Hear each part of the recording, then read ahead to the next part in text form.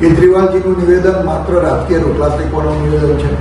આ માત્ર ને માત્ર મને એવું લાગે છે કે કોઈ પણ વસ્તુને લઈ કઈ રીતે રાજકીય લાભ મળે અને કઈ રીતે રાજકીય લાભ લેવાય એ હેતુસરના નિવેદનોને હું વખોડું છું અને એટલું કહું છું કે 5 ધારાસભ્ય ભેગા થઈ અને જ્યારે પોતાની પ્રશ્ન હોય, પોતાની રજૂઆત હોય અને જ્યારે અધિકારીવાળી વાત છે કે ભાઈ અધિકારી પોતપોતાની મનમાની કરે છે, પોતપોતાની રીતે કામ કરે છે, એમની માનસિકતાવાળી વાત હોય ત્યારે અને રાજકીય રૂપ આપીને પોતે રાજકીય રોટલા શીખવાની વાત કરે અને એનો લાભ લેવા માંગતા હોય ત્યારે એટલું કહી કે એ જે કહે છે કે ભાઈ ધારાસભ્ય સુધી કોઈ જાય ના, એમના સુધી કોઈ કામ લઈને ના આવે, એવી વાત નથી. 30 વર્ષથી ગુજરાતની અંદર ભારતીય જનતા પાર્ટીની સરકાર છે. 13 વર્ષથી હું અમારી ત્રીજી ટર્મ છે ધારાસભ્ય તરીકે, હું 13 વર્ષથી પોતે મારા વિસ્તારનું પ્રતિનિધિત્વ કરું છું ત્યારે કરોડો રૂપિયાના કામો મારા વિસ્તારની અંદર આવ્યા છે. અધિકારીની માનસિકતા અને અધિકારીની કામ કરવાની પદ્ધતિનો વિરોધ હોઈ શકે. ગુજરાત સરકારની કામગીરી પ્રજા જાણે છે, પ્રજાલક્ષી કાર્યો થયા છે અને હજુ પણ અમને વિશ્વાસ છે કે આના કરતાં પણ સારા એવા કામો અમારા સરકારની અંદર થવાના છે. પ્રજાને ખૂબ અટૂટ વિશ્વાસ છે ભારતીય જનતા પાર્ટી પર, પ્રજાને વિશ્વાસ છે નરેન્દ્ર મોદી પર, પ્રજાને વિશ્વાસ છે ભૂપેન્દ્રભાઈ પટેલની સરકાર પર.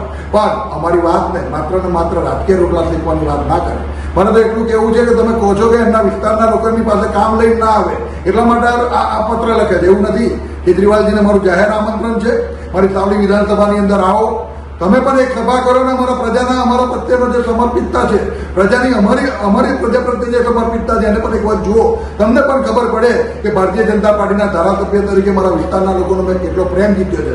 અને આ પ્રેમ માત્ર ને માત્ર મેં વ્યક્તિગત નથી જીત્યો, મારી સરકારમાંથી મારા વિસ્તારના લોકોમાં કામો કર્યા છે અને એ કામો વડે લોકોનો પ્રેમ સંપાદન કર્યું છે. ત્યારે આવી ખોટી વાતો ના કરશો. કોઈ રાજકીય લાભ નથી મળવાનો.